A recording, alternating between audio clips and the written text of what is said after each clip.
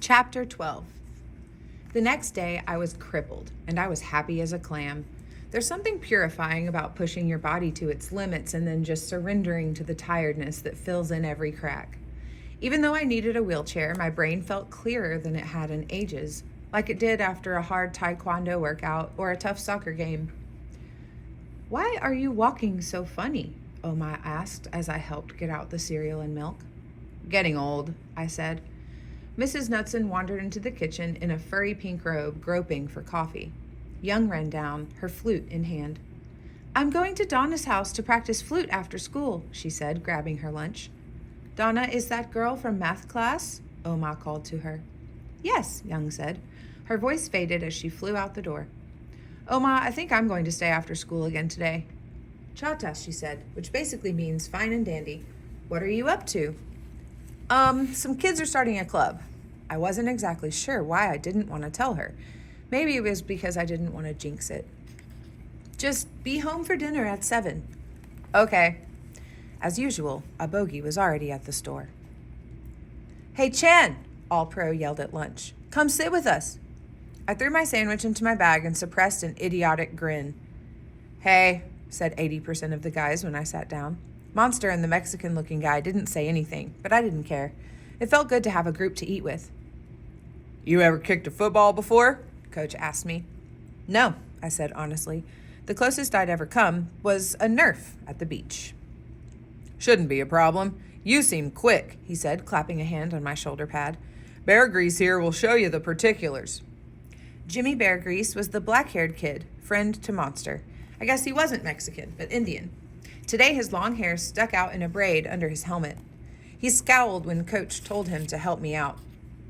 "Here," he said, shoving a football and a tee at me. He had terrible teeth, all yellow and crooked. "You put the football on this." I took the stuff from him. I said I'd never kicked before, not that I'm retarded. That came out a little harsher than I meant it to, but I wasn't that sorry. There are some guys that you just don't like right off the bat, and he was one of them. He didn't say anything. He loped up to the ball and booted it, fairly decent, about 20 yards. I reset it, regarded it, then I ran up and kicked. It took to the air, changed its mind, crashed down, bounced, and came to rest like a dead animal a few yards away. "Nice," Jimmy said sarcastically. He glanced over his shoulder to make sure I saw what he saw, that Coach was watching. I tried again, same result. "Maybe you're just not cut out to be a kicker," Jimmy said helpfully. I reset the ball. "You know how to kick," I told myself. "Focus." I ran, keeping my knee over the ball, thinking, "Goal!" The ball took off, a bit drunkenly, but it kept on going and sailed about 40 yards before falling plumply back down. "Woo-wee!" came a cry from the field. All Pro, arm raised mid-pass, gave me the V for victory sign. "Way to go, Chanster! Look at that leg!" "Nice," said Jimmy. He was trying to be sarcastic and failing miserably. "You look happy, young man," said Mrs. Knudsen at dinner. "In fact, you look as happy as I've ever seen you. Have some more hot dish." "You make the best hot dish," I said sincerely. Hot dish was some Minnesota thing, and today's tuna fish and egg noodles with crushed potato chips on top was particularly sublime. A bogey was slooping down his portion, noisily like he did at home, one eye suspiciously on me. If he thinks I'm happy, I must be up to no good. It wasn't always like this. When I was little, I remember adoring a bogey. I used to stay up late just so I could see him when he came home from the store. "I nisak cham poira." "Look at this little rascally fellow," he'd say to me. But he wouldn't scold me for being up past my bedtime. He'd make a snack of ramen for both of us. We'd sit there eating while everyone else was asleep. So, exactly when did a bogey turn so negative on me? When did this number one son thing start to mean I couldn't do anything right? I tried to make myself glum by thinking thoughts of war, death, destruction, and spam, but my mind kept going back to the sight of the football turning into a UFO, and a smile tugged at my mouth as if I were a puppet. At practice the next day, I caught a pass and ran an obstacle course of defensemen to bring it in for a touchdown. Coach nodded approvingly. "You're a twisty little guy," said Kearney, who hardly ever complimented anyone. After practice, I was blabbing nonstop with Miko, and it felt like my feet didn't bother to touch the ground. At home, I said hi to Mrs. Knudsen and then to Oma, who was getting a lesson in Minnesota cookery. I said hi to Abogi, too, as he sat at the table with a bunch of papers in front of him. He didn't seem to notice I was home. "Did you have a good time?" Oma asked. She was watching Mrs. Knudsen add carrots and potatoes to a big pot in which a roast was steaming. "Yep," I said. I decided that practice had gone so well that I could let the cat out of the bag. "Get this, I'm trying out for the football team. The team needs a kicker, and with all my soccer skills, I might be able to do it."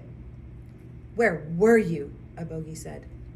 "At football," I said with surprise. His English couldn't be that bad.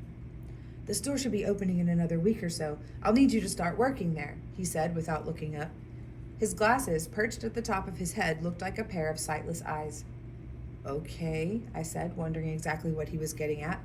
"On weekends, like I did back home, right?" "After school, too." "Oh." I believe Abogi was telling me I couldn't play football. He does this thing where he drops hints, punches in a code, mutates and mutilates words until he can tell me no without having to say no to my face.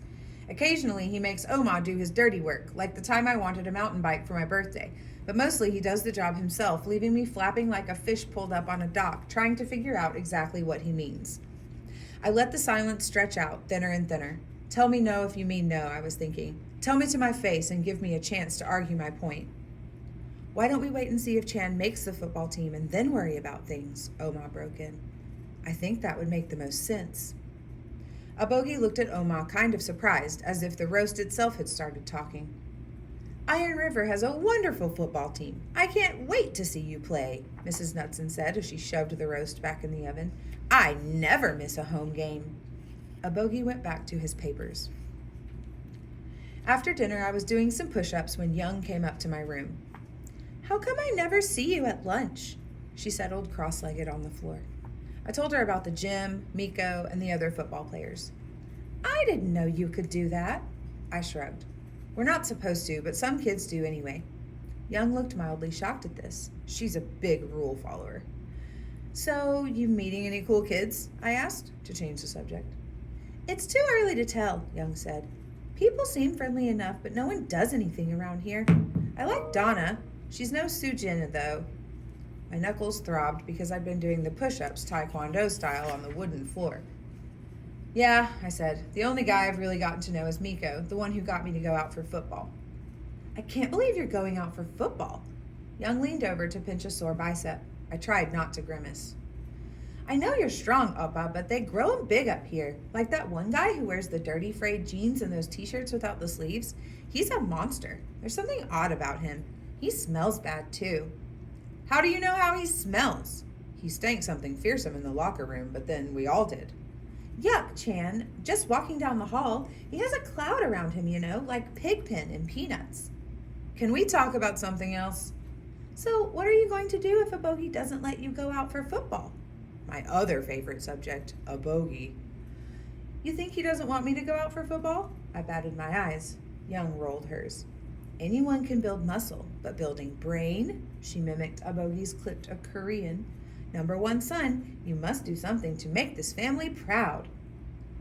"Youngster," I said, "I really do want to go out for football. I mean, I used to think it was a useless sport, but actually I kind of like it." "I know. It shows." "So what should I do?" "I'm not sure," she admitted. "Maybe you should write it out a little first. You know how a bogey is so touchy."